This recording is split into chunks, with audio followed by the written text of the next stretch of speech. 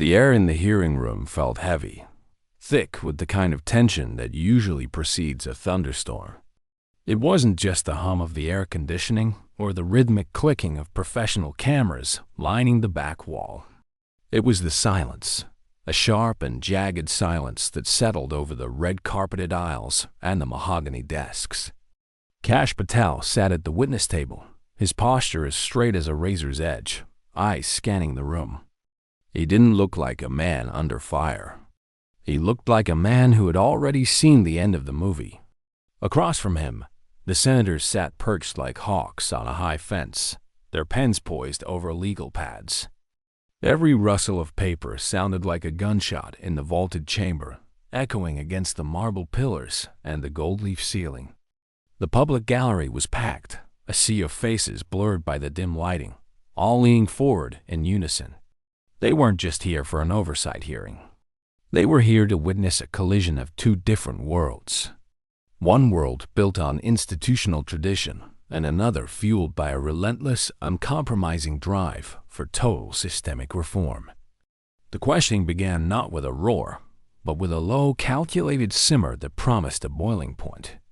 A senator leaned into the microphone, the feedback whining briefly before cutting through the stagnant air of the room.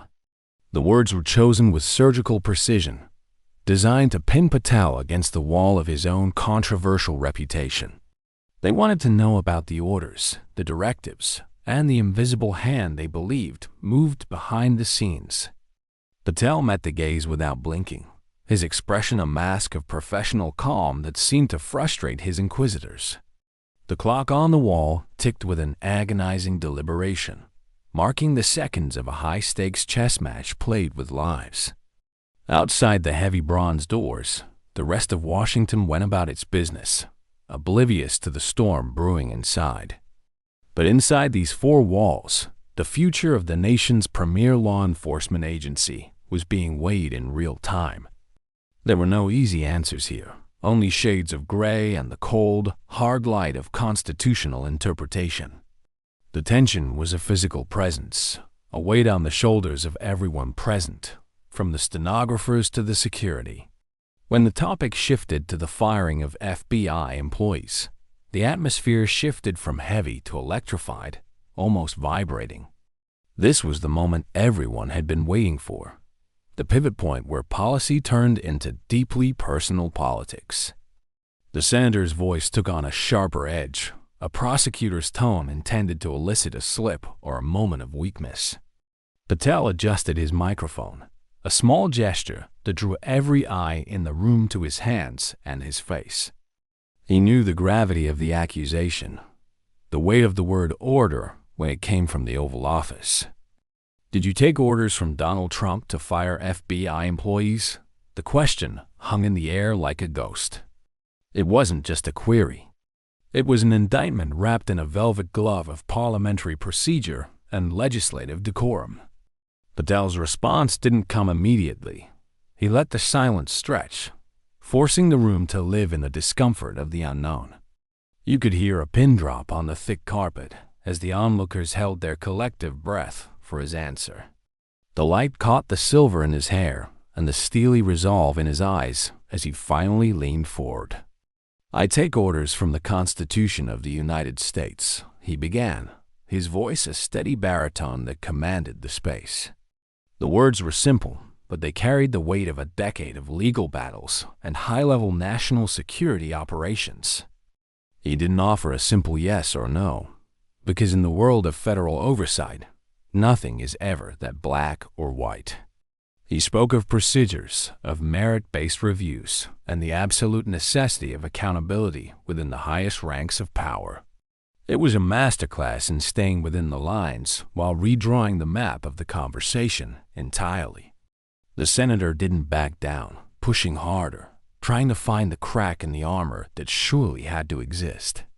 Names were mentioned, dates were cited, and internal memos were alluded to like secret maps to a hidden treasure chest. Patel countered each point with a level of detail that suggested he had memorized the entire archive of the department. He wasn't just defending himself. He was defending a philosophy of governance that many in the room found inherently dangerous. The exchange became a rapid-fire volley, a verbal fencing match where every parry was as vital as the thrust. Every person in that room knew that the stakes extended far beyond the employment status of a few federal agents. This was about the soul of the Bureau, about who holds the leash and who decides when the dog gets to bark. The drama wasn't just in the words, it was in the subtext, in the history of a city built on secrets. Patel's calm remained unshaken, a stark contrast to the growing agitation visible in the tightening jaws of his political opponents. He played the role of the outsider perfectly, the man who came to clean the house and found the doors locked. As the clock crept toward the 20-minute mark of this specific exchange, the intensity seemed to reach a fever pitch. The cameras continued to whir, capturing every micro-expression, every shadow of a doubt, and every flash of hidden defiance. This wasn't just a news cycle. This was a historical record being written in real time with the ink of controversy. The public, watching through screens across the country, saw a hero or a villain depending on their own internal compass. But in the room, there was only the raw, unvarnished reality of power and the people who seek to wield it. Patel spoke of the need for a bureau that is beyond reproach, one that doesn't fear the light of transparency. He framed the potential removals not as a political purge, but as a necessary pruning of a dead and rotting tree. The imagery was vivid, a stark departure from the usual dry, bureaucratic language that usually fills these hallowed, silent halls. It was a narrative of renewal, of returning to a foundation that had been buried under layers of political convenience and fear. Whether one agreed or not, the passion behind the delivery was undeniable, vibrating through the wood of the witness table. The senator countered by invoking the specter of authoritarianism, a word that always brings a chill to a democratic chamber. They painted a picture of a weaponized agency, a tool of personal vengeance rather than a shield of public safety. The two visions for the future of the FBI were now laid bare, clashing in the center of the room like titans.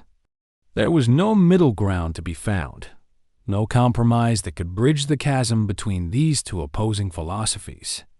The audience watched, transfixed by the spectacle of a democracy arguing with itself at the highest possible level of intensity. Patel's eyes never left the senator's face, a silent challenge that said more than 1,000 pages of legal testimony. He was a man comfortable in the line of fire, perhaps even a man who thrived when the heat was turned up. He didn't look for help from his aides, didn't glance at the clock, and didn't falter in his steady, rhythmic delivery. Every word was a brick in the wall he was building, a fortress of logic designed to withstand the coming storm. And the storm was coming. Everyone in the room could feel it in their bones as the afternoon wore on. The discussion of orders became a philosophical debate about the nature of executive power and the limits of legislative oversight. Patel insisted that the director must have the autonomy to ensure the integrity of his staff without outside political interference. The irony of this statement was not lost on anyone, given the accusations of political interference that had brought them here. It was a hall of mirrors, where every truth seemed to reflect a different lie depending on where you stood. Yet, through the confusion, Patel's voice remained the anchor, the one constant in a sea of shifting political allegiances. As this segment of the hearing drew to a close, the tension didn't dissipate. It merely moved into a new phase. The senator sat back, appearing exhausted by the effort of trying to pin down a man who moved like smoke. Patel took a sip of water, the glass catching the light as he prepared for the next round of questions. The room took a collective breath, a brief moment of respite before the machinery of government began to grind again. The story of the FBI Oversight Hearing was far from over, but the lines had been drawn in permanent ink. The interrogation moved into a more dangerous territory, where the abstract became uncomfortably concrete and the names of individuals began to surface. A hush fell over the room as the senator adjusted his glasses, leaning closer to the microphone as if to bridge the physical gap between them. He wasn't just asking questions anymore. He was constructing a timeline, a digital trail of breadcrumbs he believed led straight to the Oval Office. Patel remained a statue of composure, his hands clasped loosely on the table, showing no signs of the adrenaline that must have been surging. This was the part of the hearing where one wrong syllable could trigger a cascade of legal consequences that no one could predict. The senator brought up a specific meeting, a late-night gathering that had become the stuff of legend in the halls of the Justice Department. He spoke of hushed conversations in wood-paneled rooms and the heavy weight of expectations that come with a presidential appointment. Patel's response was a masterclass in the art of the non-denial denial, a linguistic dance that satisfied the record without providing a smoking gun. He spoke of the director's prerogative to consult with the executive branch while maintaining the fierce independence of the federal law enforcement mission. It was a delicate balance, a tightrope walk over a pit of political fire that would have consumed a lesser man in seconds. The questioning then pivoted to the specific criteria for removal, the why behind the who that had dominated the headlines for months. The senator suggested that loyalty to a person had replaced loyalty to the law as the primary metric for professional survival at the Bureau. Patel's brow furrowed slightly, the first sign of a crack in his otherwise impenetrable mask of calm and professional detachment. He argued that the term loyalty was being weaponized by those who feared a return to a truly objective and nonpartisan federal agency.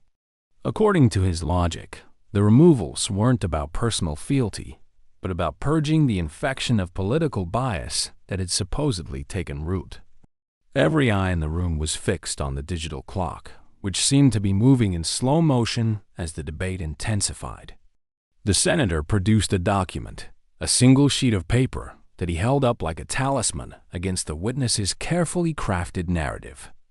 It was a memo, or at least a draft of one, that suggested a direct line of communication regarding personnel changes between Patel and the transition team. The air in the room seemed to vanish for a second as the audience leaned in, waiting for the devastating blow to land. Patel didn't flinch, he didn't reach for his water, and he didn't look at his legal counsel for a sign of what to do. He asked for the document's date, his voice as cold and sharp as a winter morning in the Capitol's marble corridors.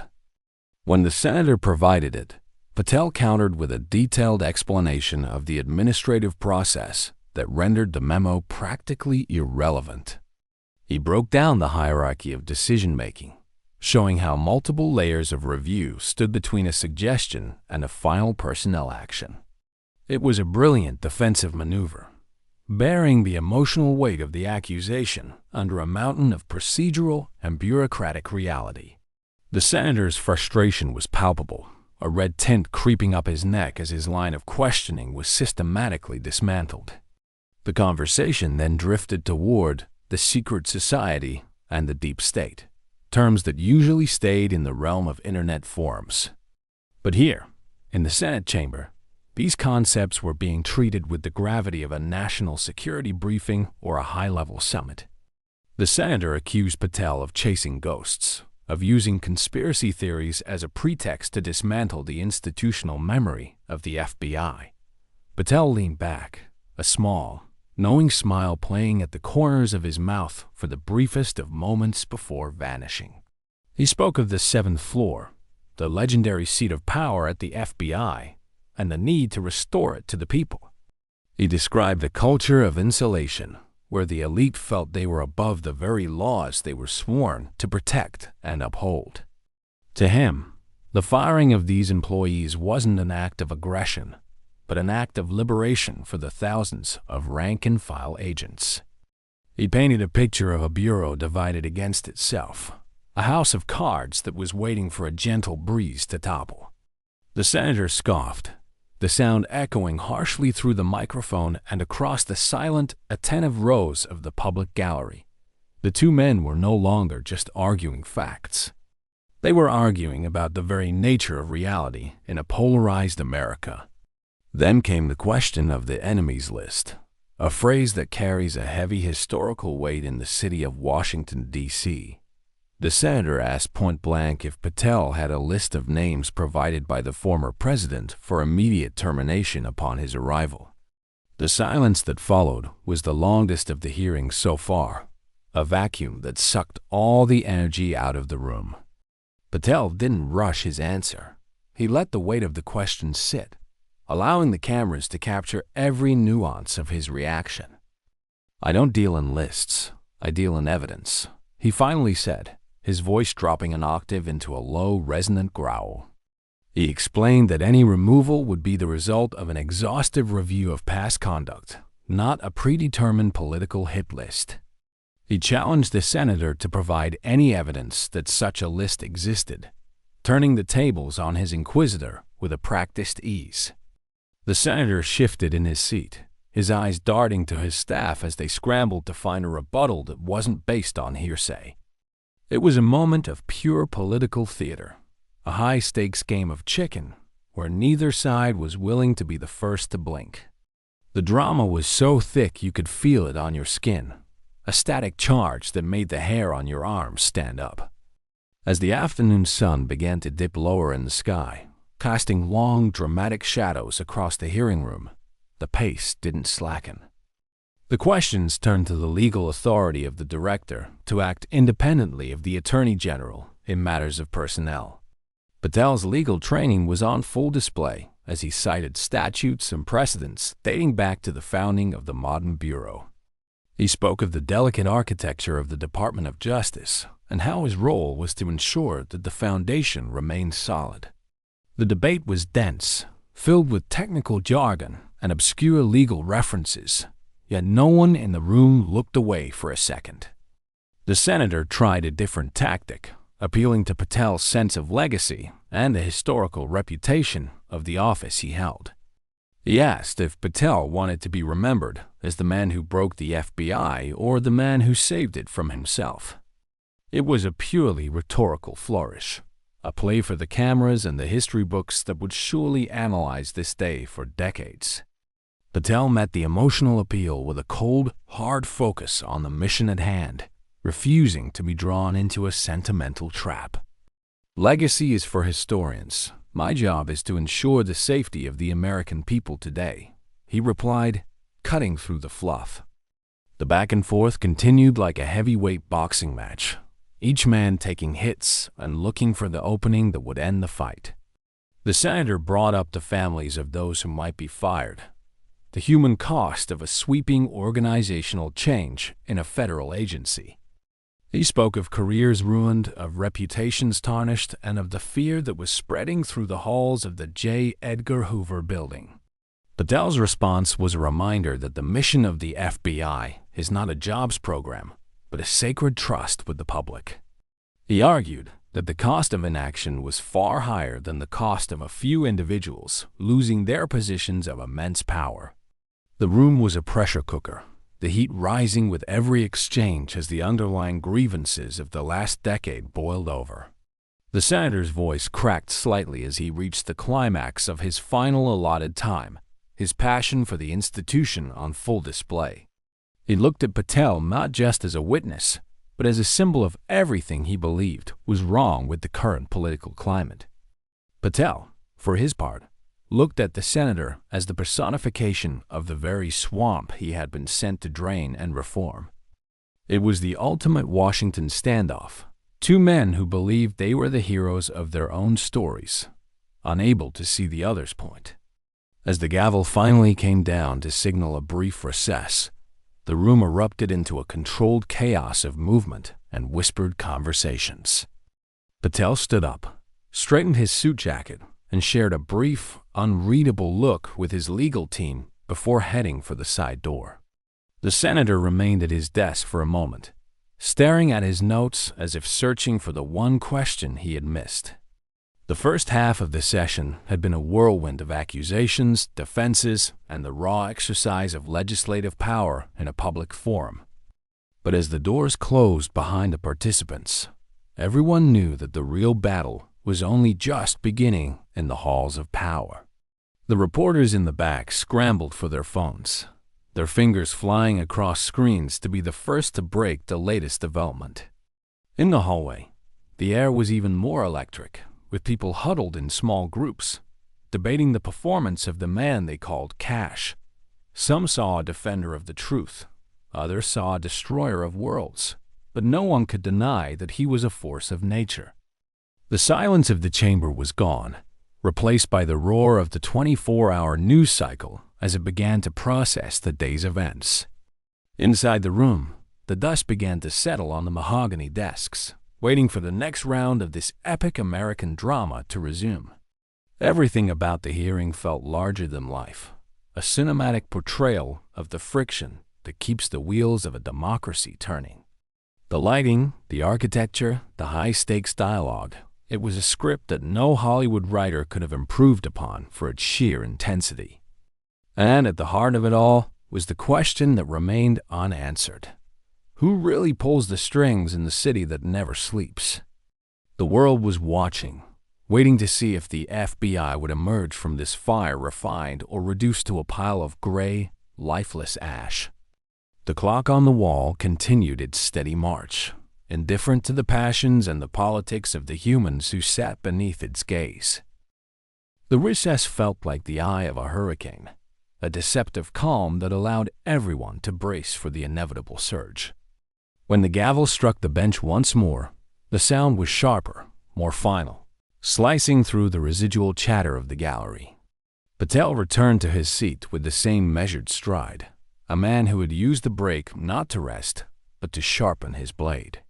The senators had also recalibrated, their faces set in grim masks of determination as they prepared to dig into the marrow of the issue. This round wasn't about memos or meetings anymore. It was about the fundamental concept of the chain of command. A junior senator from the Midwest took the lead, her voice carrying a youthful edge that masked a seasoned prosecutor's instinct for the jugular. She didn't start with a question, but with a premise that hung over the table like a dark, suffocating cloud of impending judgment. She spoke of the oath of office, the solemn vow to protect the Constitution against all enemies, both foreign and domestic. Her eyes locked onto Patel's, searching for a flicker of doubt, a shadow of a hesitation that she could exploit for the record. Patel didn't give her the satisfaction, his gaze remaining as steady as a lighthouse beam in a violent, unpredictable North Atlantic gale. The focus shifted to the red line, the invisible boundary where a president's wish becomes an illegal order for a subordinate to execute. The senator asked where Patel drew that line, and more importantly, if he had ever seen it crossed in his previous roles. Patel leaned in, his voice dropping to a confidential whisper that forced the entire room to lean forward in their velvet-cushioned seats. "A line is only as strong as the man standing behind it," he said, his words echoing with a strange, haunting finality. He argued that the real danger wasn't a president giving orders, but a bureaucracy that felt it could ignore the will of the people's representative. The dialogue began to resemble a psychological thriller, a battle for the moral high ground in a landscape filled with shifting sand. They moved into the specifics of Schedule F, the controversial reclassification of civil service employees that would make them easier to fire. The senator painted a picture of a purge, a night of long knives in the federal government where merit was sacrificed for absolute, blind loyalty. Patel countered by describing a permanent state that had become a law unto itself, accountable to no one and sheltered by layers of red tape. To him, Schedule F wasn't a weapon of destruction, but a tool of accountability for those who had forgotten who they actually worked for. Every sentence was a calculated move in a grand strategy, a piece of a puzzle that the public was only starting to see in full. The lighting in the room seemed to grow harsher, highlighting the deep lines of fatigue and focus on the faces of the main players. Outside, the digital world was already tearing the first 2 hours of the hearing apart, segmenting it into bite-sized clips for social media consumption. But inside, the complexity of the law and the reality of power could not be reduced to a 10-second soundbite or a clever headline. The senator pressed on, asking if Patel had discussed the termination list during a specific secure call on a Tuesday in late October. Patel paused, a deliberate silence that lasted just long enough to make the stenographer's fingers hover over the keys in breathless anticipation. "I have hundreds of secure calls a week," he finally replied, his voice devoid of any emotion, a flat line of pure, unadulterated professionalism. He didn't say no, but he didn't say yes, leaving the senator to fish in a dark pond where the water was murky and the bottom unknown. It was the Patel Shuffle, a maneuver his critics loathed and his supporters cheered as a brilliant defense of executive privilege and national security. The tension in the room was so thick it felt like a physical barrier, something you had to push through just to draw a clean breath. Then the questioning took a sharp turn into the personal lives of the FBI employees, whose names had been floated for the chopping block. The senator read a letter from a spouse of an agent, a heart-wrenching account of the fear and uncertainty that now lived in their home.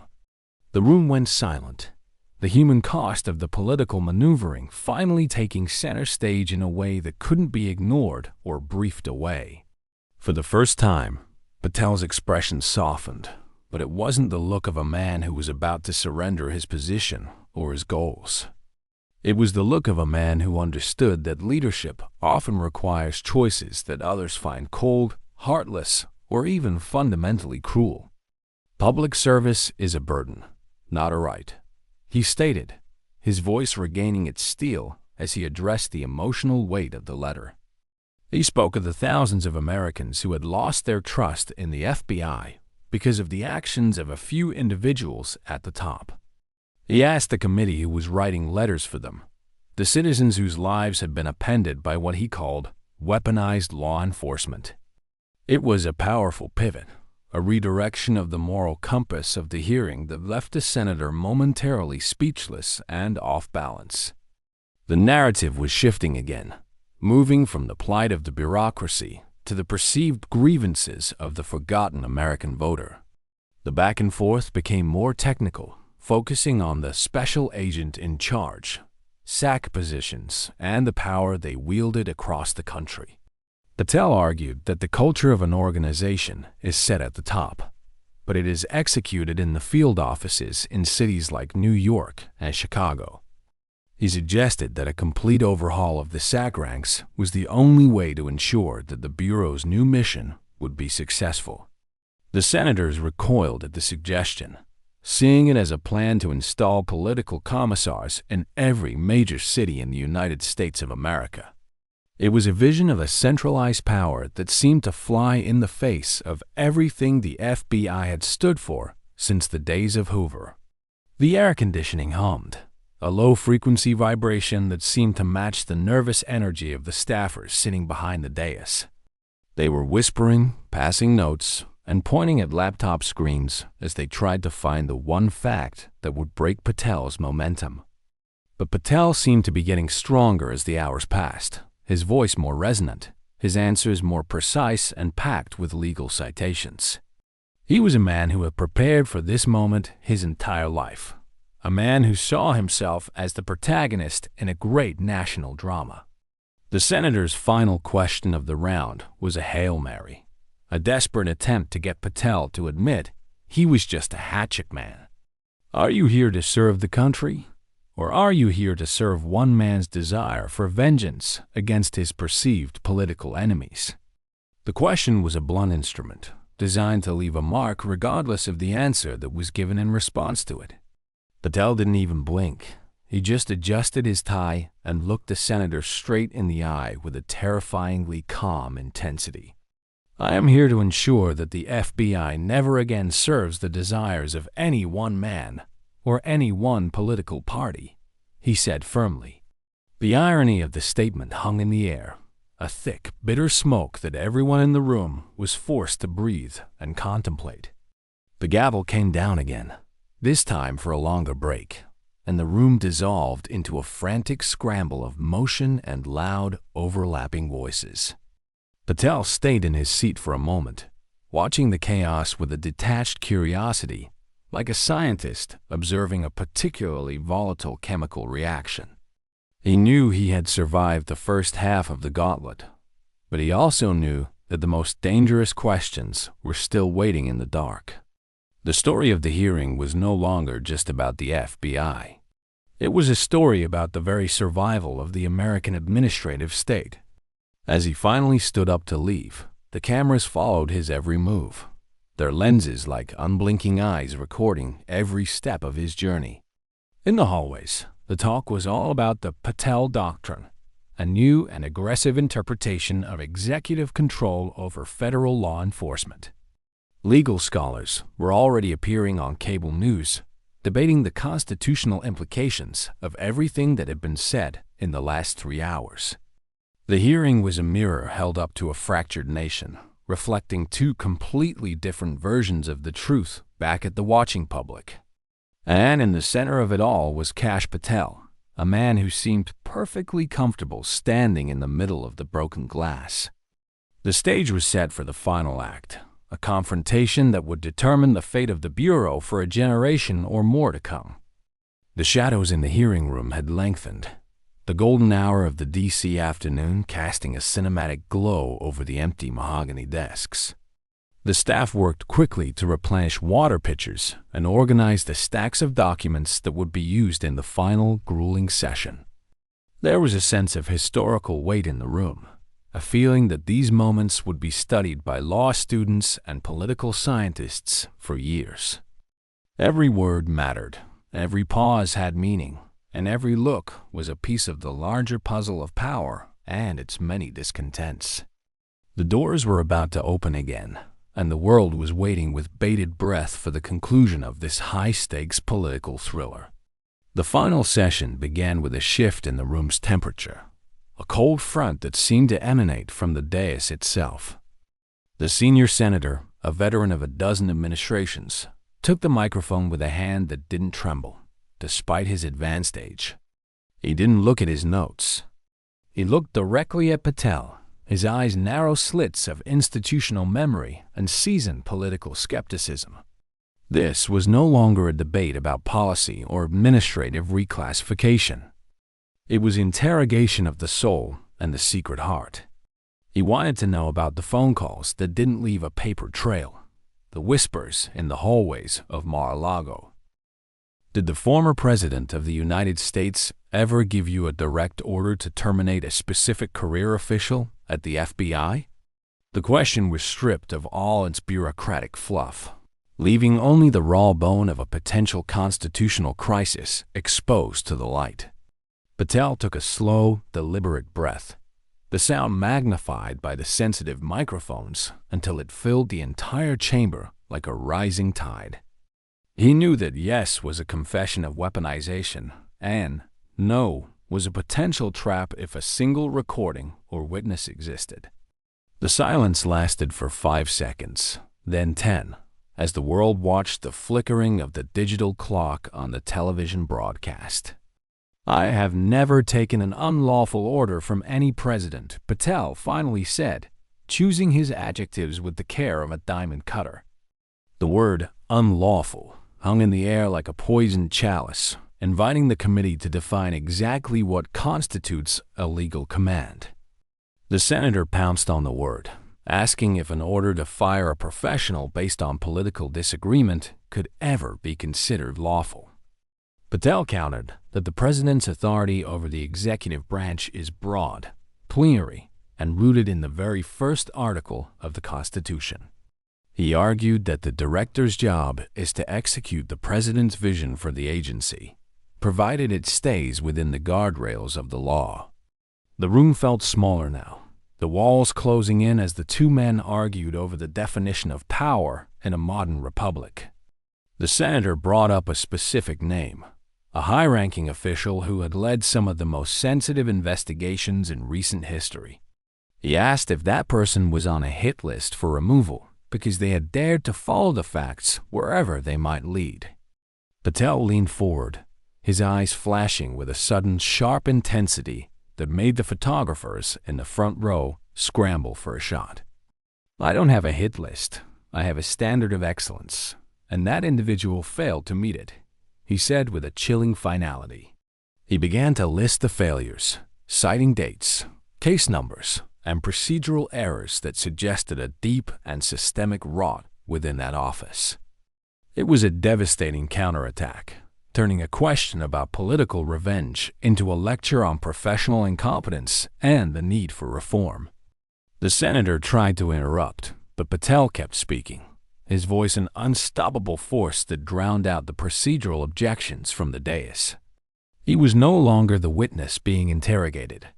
He was the judge delivering a verdict on an institution he believed had lost its way. The gallery was mesmerized, caught between the shock of his bluntness and the undeniable logic of his prepared, evidence-based defense. The discussion moved to the concept of the independent bureau, a pillar of D.C. orthodoxy that Patel was systematically tearing down. He mocked the idea that any agency should be independent of the people's elected leader, calling it a recipe for an unaccountable shadow government. To him, the idea of an untouchable FBI was the ultimate threat to democracy, a shield for those who wanted to rule without being elected. The senators were visibly shaken by the boldness of the argument, realizing they were dealing with someone who didn't just want to lead the FBI. He wanted to fundamentally redefine its relationship with the presidency and the American public, regardless of the political cost or the social friction. The air in the room was electric, a static charge that made the very air feel heavy and hard to breathe for the participants. One by one, the senators took their final shots, trying to find a weak point in the armor that Patel had spent years building and refining. They asked about the future, about the first day on the job, and about the letters of resignation they expected to see on his desk. Patel didn't blink, didn't waver, and didn't offer a single olive branch to those who sat across from him in judgment and fear. He told them exactly what he intended to do, framing it as a restoration of justice rather than a disruption of the established order. As the questioning drew to a close, the senior senator leaned back, his face a map of frustration and perhaps a grudging, secret respect. He realized that Patel wasn't a man who could be intimidated by the weight of the Senate or the threat of a negative news cycle. The final exchange was a quiet one, a moment of stark clarity where both sides finally understood the depth of the divide between them. There would be no consensus today, no shared vision for the future of the nation's premier law enforcement agency, only a cold, hard standoff. The gavel fell for the last time, a heavy wooden thud that signaled the end of the session, but the beginning of a much larger war. Patel stood up, gathered his papers into a neat stack, and nodded once to the committee before turning to leave the chamber. He walked through the gauntlet of cameras and shouting reporters with the same calm, measured pace he had maintained for the last 6 hours. Outside, the sun was setting behind the Capitol dome, casting a long shadow over the city that was now more divided than ever. The hearing was over, but the words spoken inside those walls would echo through the halls of power for years to come, changing everything. Kash Patel had walked into the fire and come out on the other side, his resolve hardened and his mission more clear than it had ever been. The story of that day would be told and retold, a modern epic of power, loyalty, and the relentless pursuit of systemic change. For some, it was a day of darkness, a sign that the institutions they loved were under siege by a man who didn't value their history. For others, it was a day of hope, a signal that someone was finally brave enough to challenge the status quo and demand a new accountability. But regardless of perspective, no one could deny that the world had changed in those few hours under the bright lights of the hearing room. The silence of the chamber returned, but the ghost of the arguments remained, whispering in the marble corners long after the people were gone. The heavy bronze doors of the Senate chamber swung shut with a metallic finality that echoed like a funeral bell. In the hallway, the calm was instantly replaced by a frantic, high-decibel swarm of staffers, lobbyists, and members of the press. Phones were glowing in every hand, transmitting snippets of Patel's testimony to a world that was already taking sides with a ferocious intensity. The unlawful order comment had already gone viral, being dissected by legal experts and partisan pundits before Patel even reached his motorcade. It was a moment of peak Washington, where the reality of the room was immediately consumed by the machinery of the narrative. Patel's security detail carved a path through the throng, their faces as impassive as the man they were sworn to protect and defend. He didn't stop for the microphones thrust in his face or the shouted questions about his loyalty to the man at Mar-a-Lago. He moved with a singular purpose, a man who had delivered his message and felt no need to stay for the standing ovation or the boos. Behind him, the senators were retreating to their private offices, the wood-paneled sanctuaries where the real political strategy is born and bred. They knew that what had just happened was not a conclusion, but the opening salvo of a much larger and more dangerous conflict. Inside one such office, a senior committee member threw his briefing folder onto a leather sofa with a sigh that sounded like a leak. He looked out the window at the Washington Monument, a stark white obelisk pointing toward a sky that was turning a bruised, stormy purple. "We didn't pin him down," he muttered to his chief of staff, who was already monitoring the polling data from the battleground states. Patel had been too prepared, too precise, and too willing to lean into the controversy rather than shrinking away from its heat. The independent bureau argument had been met with a counter-narrative of constitutional accountability that was proving surprisingly difficult to debunk or dismiss. Across town, at the J. Edgar Hoover Building, the atmosphere was even more somber, a mixture of professional anxiety and deep structural dread. Career agents gathered around televisions in small, quiet groups, watching the highlights of a man who had essentially promised to end their careers. The talk of merit-based reviews was seen by many as a thinly veiled euphemism for a political loyalty test that hadn't been seen in decades. They felt the weight of the institution shifting beneath their feet, the foundation of civil service protection cracking under the pressure of a new ideology. The hallways, usually bustling with the energy of active investigations, were uncharacteristically silent, as if the building itself was holding its collective breath. Patel reached his secure location, a nondescript office where the air was filtered and the walls were lined with copper to prevent electronic eavesdropping.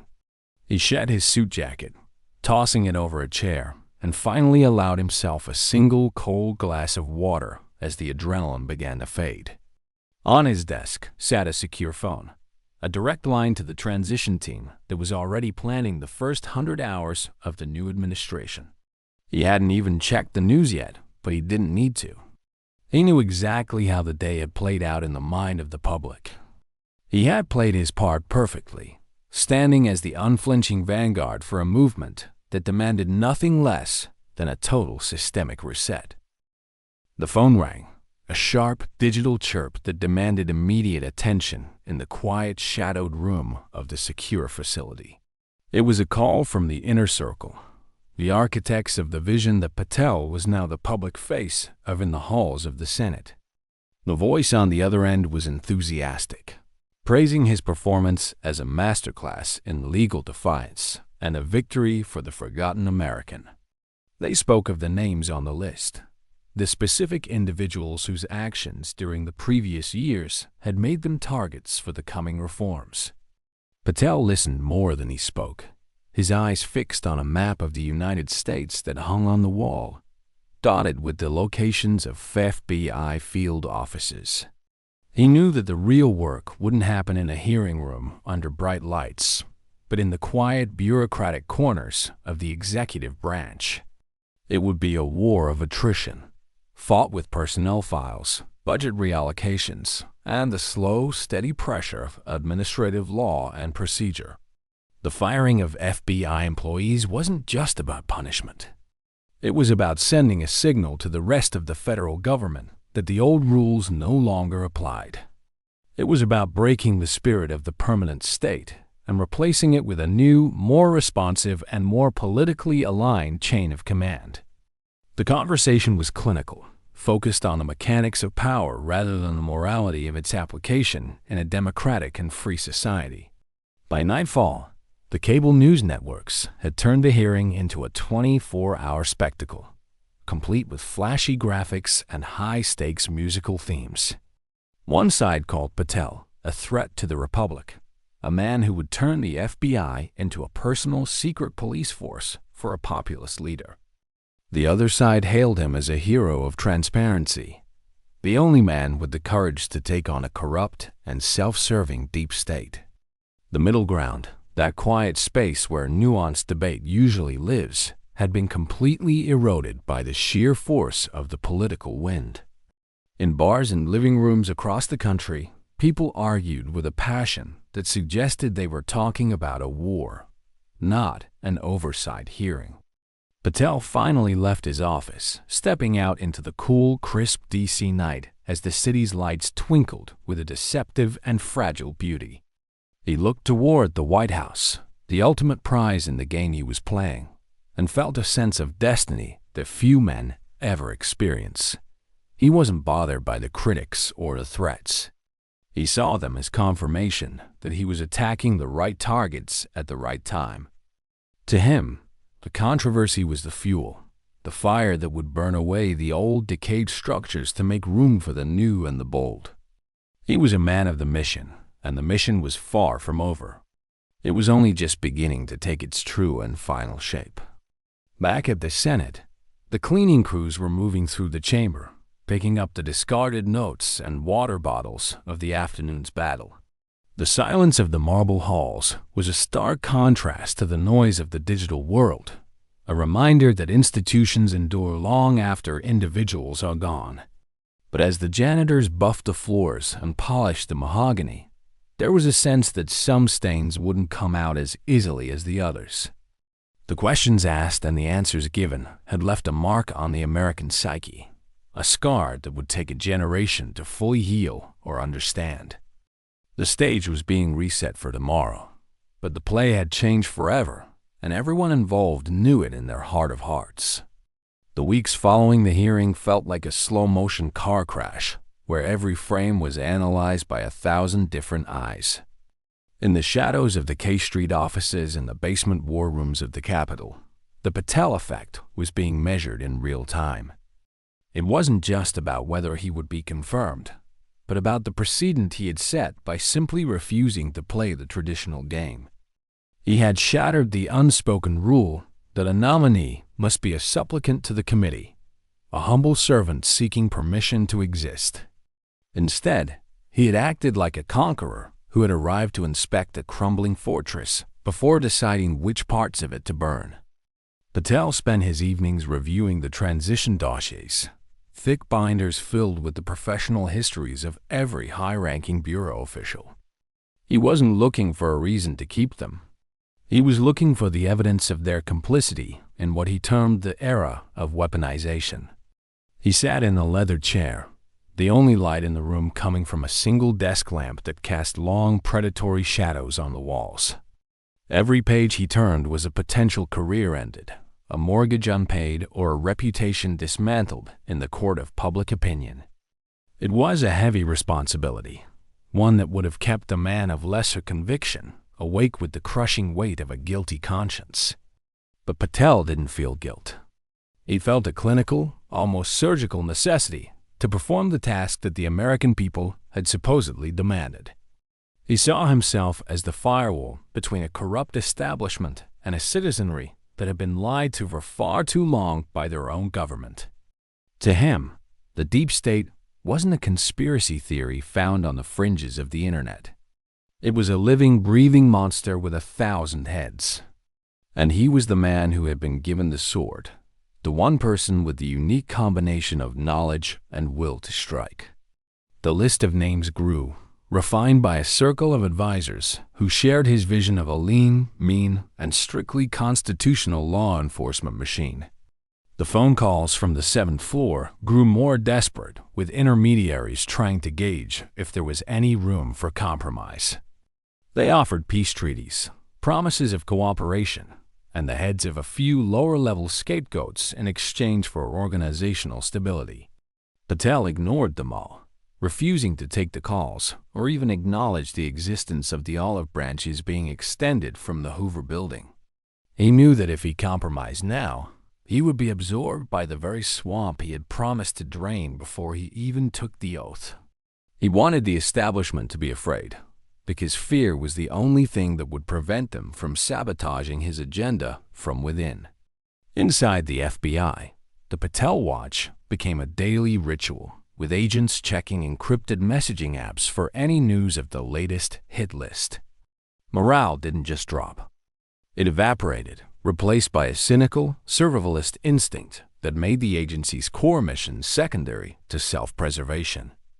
The legendary G-Man image was fading, replaced by the reality of a federal worker, wondering if their social media posts from 2016 would be their undoing. Leaks started to sprout like weeds, with disgruntled officials trying to preemptively damage Patel's reputation before he could take the reins.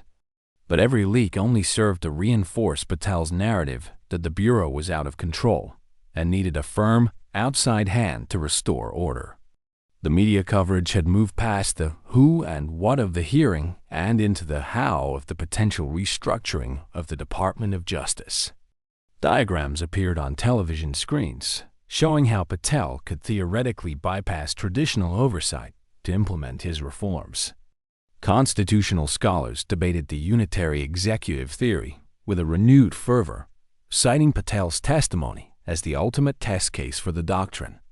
The nation was watching a live-action civics lesson, one where the stakes were nothing less than the balance of power in the world's oldest democracy. And in the center of the storm, Patel remained the eye of the hurricane, calm, focused, and seemingly indifferent to the chaos he had unleashed. As the inauguration approached, the tension in Washington reached a point of near combustion, a physical heat that you could feel on the streets.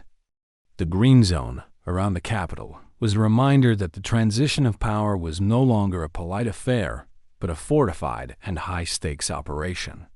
Patel attended the final strategy sessions. His input sought on everything from cabinet picks to the wording of executive orders that would be signed on day one. He was more than just a potential FBI director. He was the philosopher king of a movement that sought to dismantle the very city he now inhabited. He looked at the marble monuments and the grand boulevards not with awe, but with the cold eye of a man who saw the rot beneath the grand facade. His final interview before the transition was with a small independent journalist who didn't follow the mainstream rules of political engagement. They met in a diner on the outskirts of Virginia, away from the prying eyes of the D.C. press corps and the high society lunch crowd. Patel didn't wear a tie, his collar open, looking like a man who was already done with the formalities of the city he was about to conquer. He spoke about the soul of the country, a phrase that sounded different coming from him than it did from the polished politicians on the news. He said that the FBI had lost its way when it started to believe it was the arbiter of truth rather than the servant of the facts. The interview was raw, unedited, and designed to speak directly to the base of supporters who saw him as their last best hope for justice. It didn't matter what the New York Times or the Washington Post wrote about him. He had his own channel, his own voice, and his own truth. The world was changing, and the old gatekeepers of information were finding themselves locked out of the very conversation they used to dominate. Patel understood this better than anyone, using the digital landscape to bypass the filters and speak to the hearts of those who felt forgotten. As he walked out of the diner and into the cold night air, he felt the momentum of history at his back, a powerful and invisible current. The morning of the first day arrived with a pale, wintry sun that struggled to break through the thick, gray clouds hanging over the Potomac. Patel stood in his kitchen, drinking a final cup of coffee before the motorcade arrived to take him to the building he had spent months attacking. He knew that when he walked through those doors, he wouldn't be a nominee or a witness anymore. He would be the man in charge of the most powerful agency on earth. He didn't feel nervous. He felt a sense of clarity that was almost transcendental, a feeling that he was exactly where he was meant to be. The phone buzzed on the counter, a text from the president-elect that simply said, "Time to get to work." The motorcade moved through the city like a black ribbon, carving through the morning traffic with a sense of urgent and undeniable destiny. People on the sidewalks stopped to watch, some waving in support, others staring with a look of profound and deep-seated concern for the future. Patel looked out the tinted window, seeing the city he was about to disrupt in ways that most people couldn't even begin to imagine or comprehend. The J. Edgar Hoover Building loomed ahead, a brutalist concrete fortress that looked like it was designed to withstand a siege or a revolution. Today, the siege was coming from the inside, and the man who would lead it was sitting in the back of a black SUV, ready for battle. The tires of the lead SUV crunched on the pavement as the motorcade pulled into the secure underground garage of the FBI headquarters. The air down there was cold, smelling of exhaust and damp concrete, a stark contrast to the heated rhetoric of the Senate floor. Patel stepped out of the vehicle, his shoes clicking sharply against the ground, a sound that seemed to telegraph his arrival to the floors above. He was met not by a welcoming committee, but by a small group of stony-faced security detail and a few transition officials. There were no handshakes, no smiles, and no pretense that this was a normal transition of power in a stable, functioning capital. As he moved toward the elevators, he could feel the eyes of the hidden cameras tracking his every movement, 1,000 lenses recording history. He pressed the button for the 7th floor, the legendary nerve center where the Bureau's most sensitive and controversial decisions are made. The ascent was silent, the elevator car moving with a smooth mechanical precision that felt like the ticking of a countdown clock. When the doors finally slid open, he was greeted by a hallway that felt more like a tomb than a bustling center of global law enforcement. The silence was absolute, a heavy, suffocating blanket of uncertainty that draped over every desk and every closed office door. He walked toward the director's office, the space once occupied by men who had become icons of American power, for better or for worse. On the walls hung the portraits of his predecessors, their painted eyes seeming to follow him with a mixture of judgment and weary resignation. Patel didn't look at them. He was focused on the heavy wooden desk that sat in the center of the room, waiting for its new master. He sat down, the leather creaking under his weight, and for the first time in months, he allowed himself a moment of pure, undistilled silence. The weight of the building, the weight of the 35,000 employees, and the weight of the nation's secrets now rested on his shoulders. His first act was not to sign a memo or make a phone call, but to simply look out the window at the city he had just conquered. From this vantage point, Washington looked orderly and grand, a masterpiece of urban planning that masked the chaotic tribal warfare beneath. He knew that within hours, the first wave of termination letters would be delivered to the offices of those he had identified as the old guard. It wasn't an act he took pleasure in, but it was an act he viewed as a sacred obligation to the voters who had demanded a change. The unlawful orders debate from the hearing was now a ghost of the past, replaced by the reality of lawful executive action. A soft knock on the door broke his reverie, and his chief of staff entered, carrying a secure laptop and a stack of red-stamped folders. "The first one is ready for your signature, sir," the aide said, his voice low and steady, matching the gravity of the room's atmosphere. It was the order to declassify a set of documents that had been buried in the archives for years, secrets that many in the city feared. Patel took his pen, the ink flowing smoothly onto the paper, a physical manifestation of the transparency he had promised under oath. He knew that this single act would set off a firestorm of controversy, but he also knew that there was no turning back now. As the day progressed, the building began to react to his presence like an organism trying to reject a foreign and dangerous transplant.